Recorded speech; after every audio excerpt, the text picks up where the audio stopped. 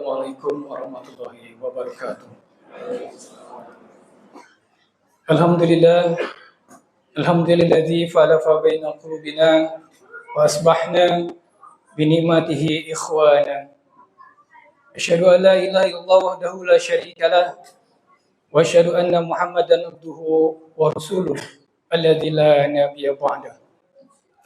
Allahumma shalli ala Muhammad wa ala ali Muhammad. Ya ayyuhalladzina amanu ittaqullaha haqqa tuqatih wa la tamutunna illa wa antum muslimun. Qala Allah Ta'ala fil Qur'anil Karim, a'udzu billahi minasyaitonir rajim.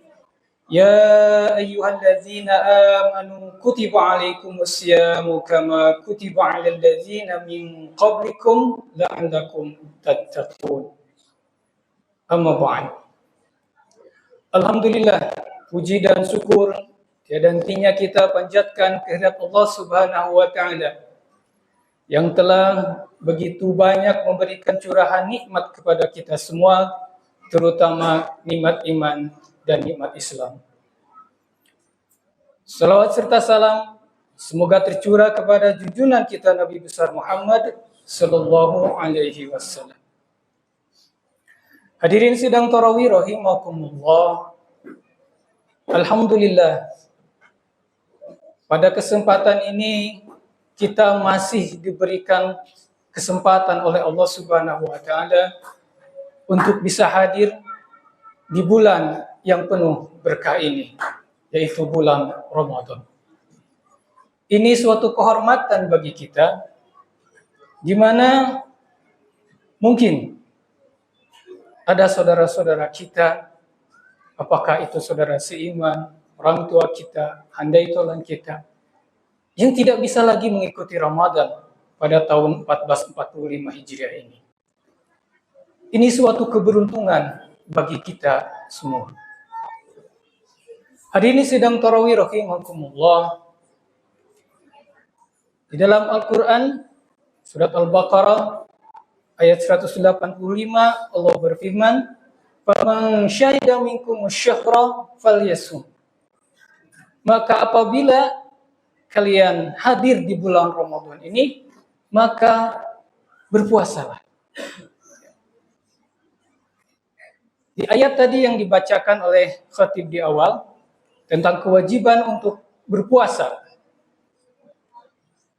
Lalu bagaimana kita melaksanakan puasa itu seperti apa yang telah dicontohkan oleh Rasul? Ini merupakan ibadah yang luar biasa, ibadah saum itu, karena Allah sendirilah yang akan memberi pahalanya. Jadi pahalanya itu disembunyikan oleh Allah Subhanahu wa taala. Kalau pahala-pahala ibadah yang disebutkan 10, ya, 10, 100 sampai 700 demikian. Kalau pahala saum ini nanti Allah sendiri yang memberikan pahalanya. Berarti ini ibadah yang luar biasa, yang akan mendapatkan pahala yang luar biasa juga dari Allah Subhanahu wa taala. Sehingga dalam ibadah ini, ya, di dalam ibadah saum ini kita harus memenuhi syarat dan rukunnya. Ya.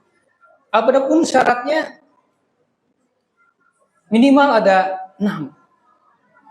Yang pertama adalah muslim, yang kedua adalah balik, berakal, sehat, mukim, dan yang keenam bagi perempuan terhindar dari haid dan nifas. Nah, ketika kita sudah menyatakan keimanan kita kepada Allah Subhanahu wa taala dengan menyatakan bahwa kita bersaksi tiada Tuhan selain Allah dan Nabi Muhammad itu utusan Allah, maka kita seorang muslim. Walaupun kita dilahirkan sudah muslim, ya. Tetapi sabda baginda Rasul, kullu mauludin ala fitrah. Ya. Jadi setiap yang dilahirkan itu fitrahnya Islam. Jadi kita sudah Islam. Lalu harus terpenuhi juga baligh dan berakal. Ya. Baligh itu bagi laki-laki atau perempuan sama sih. Usianya sudah mencapai sekitar 15 tahun. Atau belum mencapai usia itu, ya sudah mimpi basah bagi laki-laki atau bagi perempuan itu sudah haid. Ya. Mungkin ada anak perempuan yang usia 9 tahun itu sudah, ya. Nah, mereka sudah terkena kewajiban untuk menjalankan saum. Begitupun laki-laki, kalaupun usianya sudah mencapai 15 tahun, walaupun dia belum mimpi basah, itu sudah terkena kewajiban untuk melaksanakan saum. Gitu. Lalu berakal, ya. Tidak gila, gitu ya. Berakal, ya. Berakal, lalu keadaannya sehat, ya. Lalu dia bermukim. Gitu. Nah, kalau dia tidak berakal itu berarti gila, ya. Gelo cek orang Sunda. Gila, gitu ya. Dia tidak terkena kewajiban untuk saum walaupun sehat, gitu ya. Sehat, ya, secara jasmaninya dia bermukim, dia seorang muslim, gitu ya.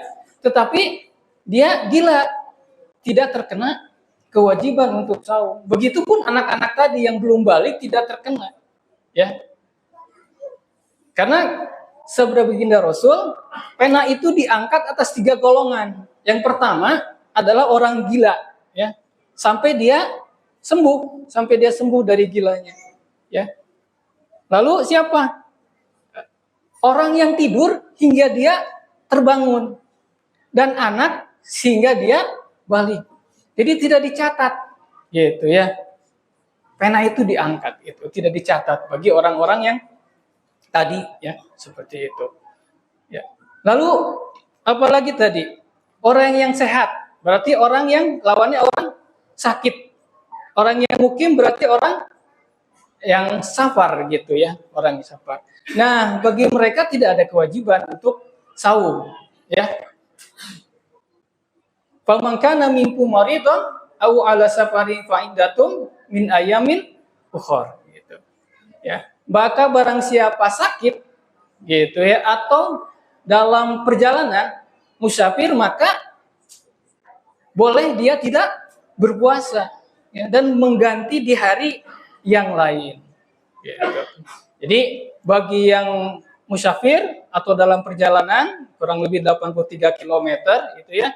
Dan safarnya itu bukan untuk sesuatu yang maksiat atau yang sia-sia, tapi untuk suatu pekerjaan tertentu yang berupa amal kebaikan, gitu. Itu boleh untuk berbuka, gitu. Boleh saum ketika bersafar. Jadi yang lebih utama saum atau berbuka? Kedua-duanya lebih utama. Jadi bagi orang yang kondisinya lemah, itu berbuka jauh lebih baik buat dia. Tapi bagi yang kuat secara fisiknya, ya, itu lebih bagus dia berpuasa, ya. Dan tidak usah gontok-gontokan, gitu ya. Kedua-duanya utama. Karena hal ini terjadi ketika ada perang di bulan Ramadan, ya, para sahabat, ya, dengan Rasul waktu itu, para sahabat itu ada yang berpuasa, ada yang tidak berpuasa. Yang lemah dia berbuka, ya. Yang kuat dia tetap berpuasa, gitu. Seperti itu, ya. Jadi kalau safar boleh berbuka, yang sakit boleh berbuka, tapi nanti harus diganti, ya, harus diganti di hari yang lain. Ya. Lalu bagaimana dengan yang tadi, yang haid, yang nifas? Sama, tidak kena kewajiban kalau ketika haid atau nifas, ya, seperti itu. Nah, selanjutnya yang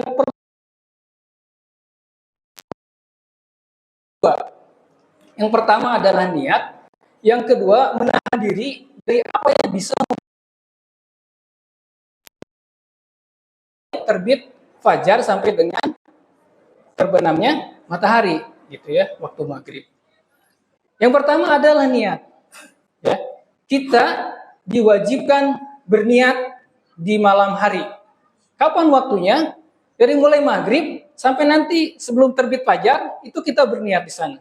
Jadi berniat di dalam hati kita bahwa kita akan mengerjakan saum Ramadan. Dan itu dilakukan setiap malam sebelum saum. Karena saum satu ke saum yang lainnya itu adalah sesuatu yang terpisah, gitu ya. Tidak bisa disakalikan, disabulakan niatnya, gitu ya. Tapi harus setiap kita akan mengerjakan saum itu diniatkan. Ya, niat ini sangat penting. Innamal a'malu bin niat wa innamal likulli imri'in manawa. Gitu ya. Di setiap perbuatan itu harus ada niatnya dan amal yang dilakukannya itu akan mendapatkan cara sesuai dengan yang diniatkannya itu. Di kita niat untuk melaksanakan saum ya. Jadi di malam hari kita berniat. Lalu bagaimana yang lainnya? Tadi yang menahan diri ya, menahan diri dari hal-hal yang bisa membatalkan saum. Gitu ya. Apa saja yang bisa membatalkan saum? Jelas makan atau minum yang disengaja. Namun tidak sengaja mah cenanawan tesawios gitu ya. Lupa gitu ya. Biasa sarapan gitunya minum kopi atau makan bala-bala gitu ya. Nah, lupa, udah berhenti lalu lanjutkan lagi saumnya. Boleh dilanjutkan. Gitu ya. Tapi kalau sengaja batal. Atau muntah yang disengaja. Muntah yang disengaja, kita muntah dicolok-colok muntah, nah itu akan membatalkan saum. Kalau tidak sengaja muntahnya itu tidak bermasalah. Ya. Lanjutkan lagi saumnya. Gitu ya. Lalu apalagi yang bisa membatalkan puasa? Itu berhubungan suami istri, ya.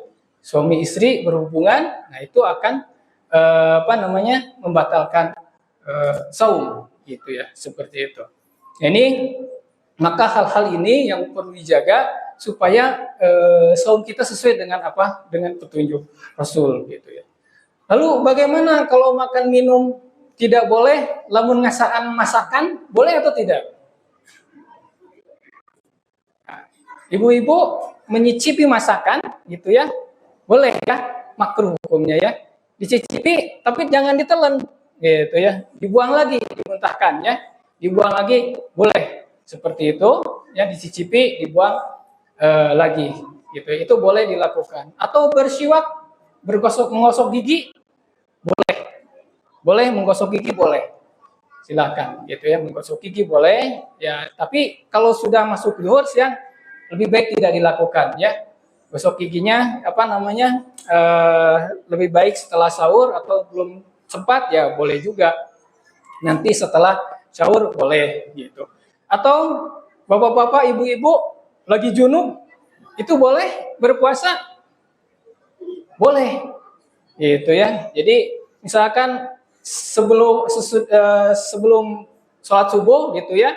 Nah, bapak-bapak, ibu-ibu melakukan sesuatu, lalu nanti tiba-tiba adzan subuh. Nah, setelah adzan subuh, puasanya boleh jalan terus, gitu ya. Mandi setelah itu, gitu ya. Tetap puasanya boleh, ya seperti itu.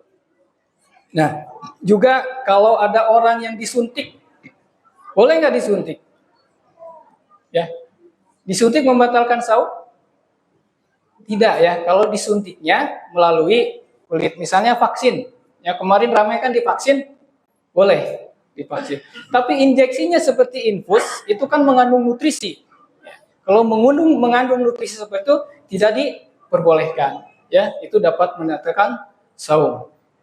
Ya, saya kira mungkin untuk dulu ya karena waktunya terbatas.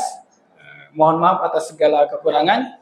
Rabbana atina fid dunya hasanah wa fil akhirati hasanah wa qina adzabannar. Assalamualaikum warahmatullahi wabarakatuh.